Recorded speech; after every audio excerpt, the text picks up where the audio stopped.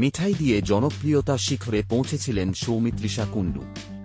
প্রধানের পর এখনও কোনো প্রজেক্ট ঘোষণা করেননি তিনি। দেবের নায়িকা কত বছর বয়সে প্রথম পড়েছিলেন প্রেমে।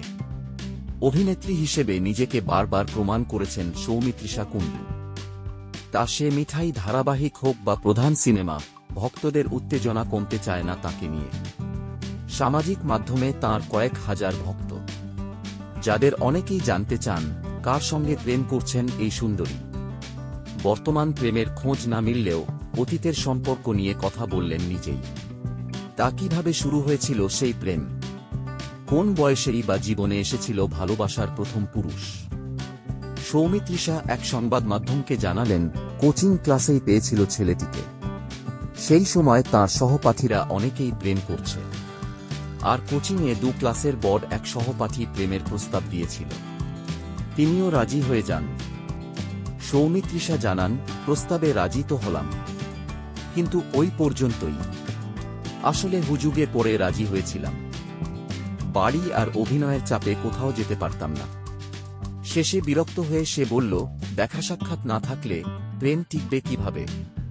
ব্যাস হয়ে গেল, প্রেমটা ভেঙে গেল। চুমু পর্যন্ত ব্যাপারটা এগোতেই পারল না। জয়কালী কলকাতাওয়ালি, গোপাল ভাট, কোনে বউয়ের মতো ধারাবাহিকে এর আগে দেখা গিয়েছে সৌমিত্রিষাকে। তবে খ্যাতির শীর্ষে পৌঁছন মিঠাই ধারাবাহিক দিয়েই। প্রায় 2.5 বছর চলেছিল সেটি। দীর্ঘ সময় ছিল টিআরপি তালিকার শীর্ষে। আর সেই ধারাবাহিকের কাজ শেষ হতে না হতেই সৌমিত্রিষার কাছে সুযোগ আসে দেবের নায়িকা হওয়ার। 2023 সালের ডিসেম্বর মাসে সৌমিত্রিষাকে দেখা যায় প্রধানের নায়িকা হিসেবে। দেব ওরফে দীপক প্রধানের চরিত্রে অভিনয় করেছিলেন তিনি।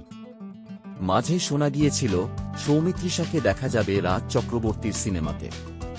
দুজনের একটা সেলফি উসকে দিয়েছিল সেই জল্পনা। তবে আপাতত নতুন কোনো প্রজেক্টের খবর নেই সৌমিত্রিষার। তবে ধারাবাহিকে আর ফিরতে চান না। বড় পর্দা বা ওটিটিতেই কাজের ইচ্ছে রেখেছেন। সম্প্রতি নতুনদের সঙ্গে কাজ করা নিয়ে কথা বলেছিলেন প্রধানের নির্মাতা।